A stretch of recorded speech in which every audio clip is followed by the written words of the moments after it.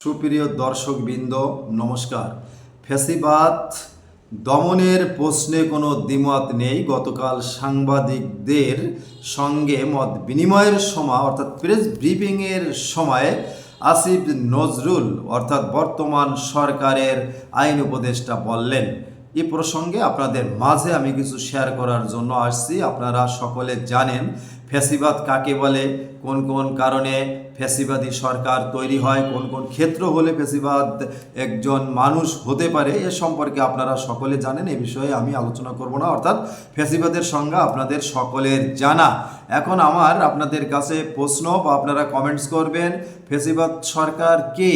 ফ্যাসিবাদ সরকার কি বর্তমান যারা ক্ষমতায় আছে তারা কি ফ্যাসিবাদ সরকার, না আগে যারা ছিল তারা ফ্যাসিবাদী সরকার? এটা আপনারা কমেন্টস করবেন। আপনারা দেখবেন বর্তমান দেশে যে অবস্থা চলছে, পুলিশ ছাত্রদের উপর আইন শৃঙ্খলা রক্ষা করার জন্য হলেও লাঠিপেটা করছে, টিয়ার গ্যাস সেল করছে, সেনাবাহিনী গুলি করছে, যেটা বিভিন্ন গণমাধ্যমে শোনা যাচ্ছে, সামাজিক যোগাযোগ মাধ্যমে দেখা যাচ্ছে, বা আপনারাও সব কিছু দেশের প্রেক্ষাপট জানেন। প্রত্যেক দিন গড়ে বাংলাদেশে 11 জন মানুষ খুন হচ্ছে, নিয়মিত ধর্ষণ হচ্ছে, মব হচ্ছে, নিয়মিত মিথ্যা মামলা, হয়রানি মামলা, প্রতারণামূলক মামলা হচ্ছে।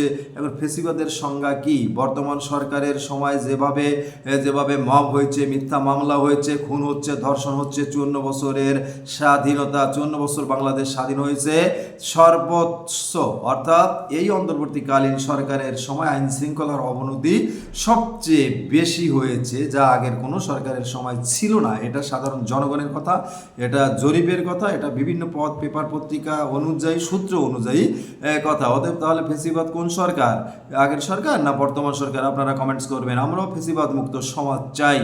শুধুমাত্র কয়েকটা দল চাবে কেন, এদেশের বেশিরভাগ জনগণও ফ্যাসিবাদ মুক্ত সমাজ চায়, যাতে সবাইকে সমান গুরুত্ব দেওয়া হয়, যাতে এদেশে মিথ্যা মামলা না হয়, খুন না হয়, ধর্ষণ না হয়, হত্যা না হয়, কারো বাড়ি ঘর জ্বালিয়ে না দেওয়া হয়, আইনের শাসন প্রতিষ্ঠিত হয়, সঠিক বিচার হয়, এটা মানুষ চায়।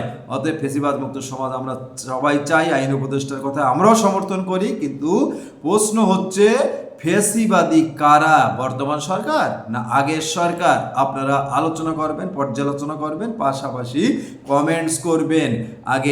আগের সরকার কতটুকু ফ্যাসিবাদী ছিল, আর বর্তমান অন্তর্বর্তীকালীন সরকারের মেয়াদ মাত্র 11 মাস, তাদের ফ্যাসিবাদী দৃশ্য কেমন প্রমাণিত হয়েছে, এ বিষয়ে আপনারা কমেন্টস করবেন। আশা রেখে সকলের মঙ্গল কামনায় আজকে এ পর্যন্তই শেষ করছি। ভালো থাকবেন সকলের, নমস্কার।